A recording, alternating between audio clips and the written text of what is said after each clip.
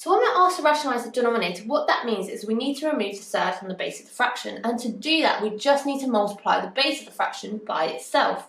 If we do that, we've also got to do the same to the numerator. So we're left with 3 times by root 5, which is just 3 root 5, over root 5 times by root 5 is just 5. So our answer is 3 root 5 over 5.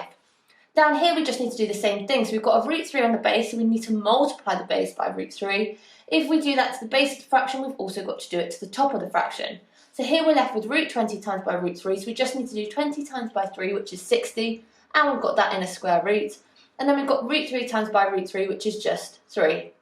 Now at this stage, root 60 can be simplified, as root 60 is the same as saying root 4 times by root 15, and then that's over 3. We know the square root of 4 is just 2, so we can write this as 2 root 15 over 3 as a simplified answer.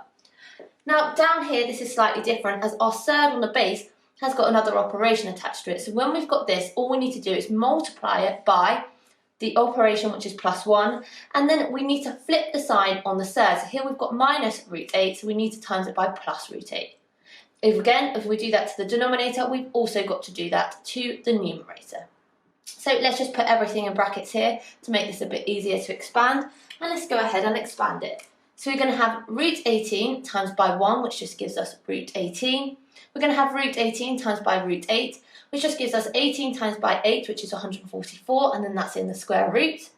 We've then got 2 times by 1, which is just 2, and then 2 times by root 8, which is just plus 2 root 8. Down here, all we're going to have is 1 times by 1, which is just 1, 1 times by root 8, which is just plus root 8, minus root 8 times by 1, which is minus root 8, and then minus root 8 times by plus root 8, which is just minus 8. So now let's just go ahead and collect the like terms. So we're just going to keep this as root 18 for now.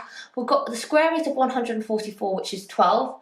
So 12 plus 2 gives us 14.